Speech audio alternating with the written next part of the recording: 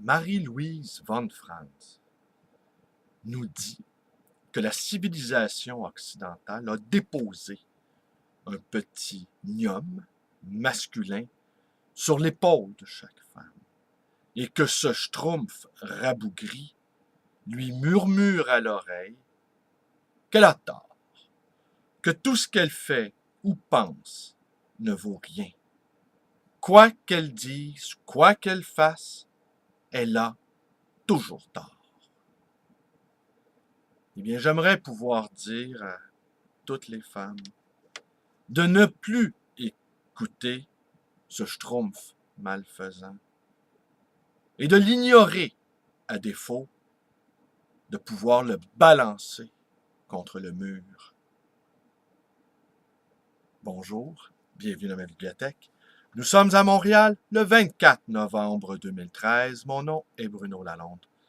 Alors, pour faire suite à ce petit commentaire de Marie-Louise von Franz, psychanalyste jungienne, qui invite les femmes à se débarrasser de ce succube qui leur dit qu'elles ne valent rien. C'est très difficile de s'affranchir. Très, très, très difficile de s'affranchir. Et le prix à payer est généralement très fort, très élevé. Mais le prix à payer pour ne pas s'affranchir est également élevé. Alors, il y a un homme, un auteur, Marcel Moreau. Je vous ai déjà fait une vidéo sur cet auteur, tiré toujours du même livre, qui nous parle des femmes et qui s'adresse aux femmes. Alors, je vous lis le passage en question. Pourquoi j'écris? Et pourquoi pas? Pour qui j'écris? J'écris à une femme dont les entrailles sont belles. J'écris à celle qui se cherche dans ses entrailles des mots que je voudrais écrire dans la chaleur des miennes.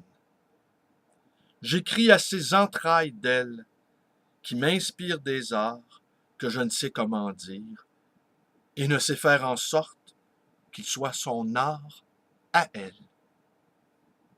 À ces noires entrailles où tournent dans leur sang des moulins à prière, prière inouïe par le sexe balbutié, ruisselante, exaucée.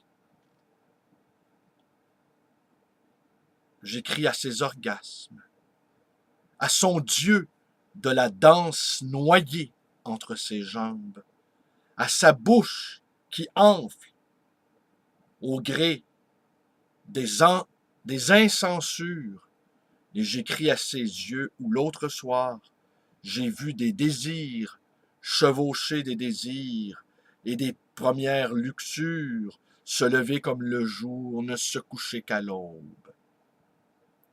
J'écris des mots connus qui s'en vont dans son ventre, mendier des mots nouveaux.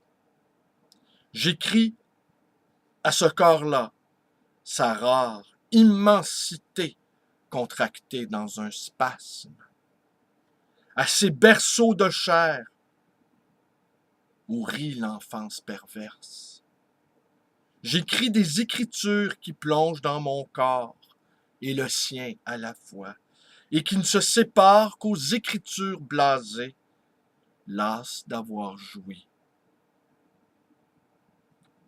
Si j'ai connaissance en femme, je veux la perdre. Et si j'ai des raisons que par elle, je la garde. Car je crois écrire, construit, sensé. La femme le réécrit, insane, sauvage, de son corps, dans mon corps, s'incorporant longuement. La femme est pour beaucoup dans cette écriture d'homme, d'une ventrale mixité. Chaque fois que cet homme se porte avec son verbe, dans l'insoutenable désordre de la recherche d'un sens à la vie, il y a de la femme dans son verbe. Il y a de l'amour de la femme. Chaque fois que sa fièvre d'écrire s'accroît de l'approche du néant, il y a de la femme dans la sombre volupté de son acte d'écrire. Il y a de l'amour de la femme. J'ai appris une parcelle de la femme à l'université de ses gouffres. Autant dire, nulle part ailleurs qu'en ce qui ne s'enseigne pas. Je n'y ai pas appris grand-chose.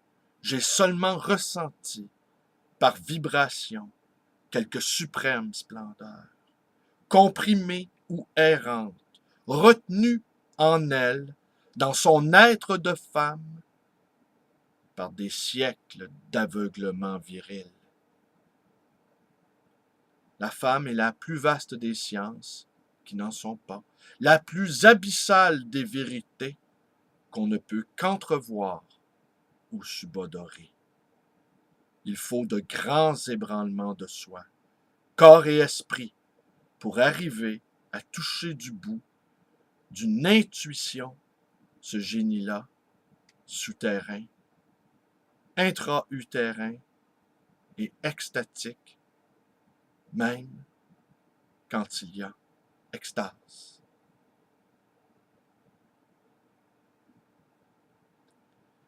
Il faut la pression continue de l'intempérance de ses limites, de la perception aiguë de la mort sur l'acuité de la violence de vivre. Il y faut une sensibilité tragique, tragique au sens dionysiaque du terme. Ben voilà. Alors également, pour faire suite aux deux petites vidéos d'hier où j'improvisais, que j'étais réduit dans la cour arrière de l'école, disant qu'au fond, on ne sortait jamais de la cour de l'école secondaire. Qu'on croyait avoir affaire à des adultes, mais nous avons affaire à des êtres zombies, mi-enfants, mi-adultes, mi-vivants, mi-morts, mi-conscients, mi-somnambuliques. Et je me rappelais ce garçon avec qui je suis allé à l'école secondaire, primaire, qui était un véritable souffre-douleur. Et je me rappelais combien il était absolument détestable, ce garçon. Il ne comprenait rien au code du groupe. Il ne comprenait rien aux signaux que la tribu lui envoyait. Un authentique sociopathe, en somme. Un individu dénué de sensibilité des autres. Et le groupe l'avait adopté comme souffre-douleur. Et je pense que le groupe essayait de le corriger violemment de ce qui apparaissait comme étant un comportement erratique. Il ne voyait rien autour de lui. Et il nous indisposait sans arrêt. Il ne comprenait pas ce qui se passait autour de lui. Et vu de l'extérieur, on aurait dit une bande de loups se déchaînant après une pauvre petite victime. Ou comme eût dit David Giroux, une gang de hyènes se jetant sur le bison. On essayait de le corriger. On essayait de lui donner une leçon. Je ne sais aujourd'hui si tous les souffres-douleurs sont de pareils tortionnaires, mais assurément, si tel est le cas, toutes les campagnes visant à nous sensibiliser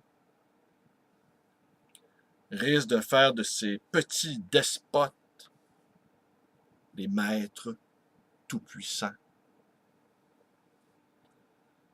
Je conclus sur cette vidéo par, je vous invite à aller lire le texte de Jean-Paul Coupal sur son site La Bibliothèque hantée que j'ai partagé sur ma page, sur le livre Un escadron de la mort de Jean-Claude Bernheim que nous avons publié, Daniel Laprès et moi, les éditions Accent Grave et la compagnie Numéro. Je ne commenterai pas son texte pour plusieurs raisons, dont la principale est ceci. Jamais je n'ai commenté la réception critique des ouvrages où j'ai été impliqué, soit comme auteur ou soit comme éditeur.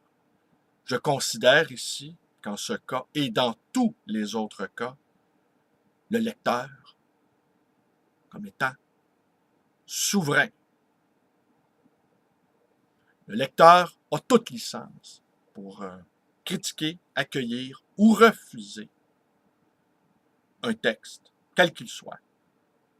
Alors, je ne le commenterai pas, fidèle à ma propre éthique, de ne jamais commenter les commentaires concernant des travaux dans lesquels je suis mêlé. Ce qui m'apparaît logique. Et quand on décide d'exister socialement par la création ou par la parole, ou par l'écriture, ou par quelque activité que ce soit, eh bien, le prix à payer, c'est la critique. Parfois positive, parfois négative, parfois nuancée, mais assurément, une fois la créature sortie du laboratoire, son destin ne nous appartient plus. Et chacun est libre d'en faire ce qui lui plaît. Voilà. Pour le reste, je vous remercie d'être avec moi. Vous connaissez la suite, ma page Facebook, ma librairie d'occasion et d'anciens, le livre Voyageur, dans le quartier Côte-des-Neiges à Montréal. Le numéro de téléphone 514-736-0999. Et vous pouvez également aller visionner mes vidéos en vous abonnant à ma chaîne YouTube. Et vous êtes libre de ne pas le faire également. Et vous êtes libre d'en penser tout ce que vous voulez, du bien ou du mal. De toute façon, je ne me suis jamais brouillé avec quelqu'un parce qu'il appréciait ou non mon travail. Cependant, je me réserve le droit de penser ce que je veux également, de quelque critique que l'on puisse me faire et de quelque nature que ce soit, et peu importe de qui elles proviennent, ces critiques-là. C'est aussi ma prérogative de lecteur de ne pas me préoccuper de toutes les critiques. Je vous remercie d'être avec moi. Portez-vous bien.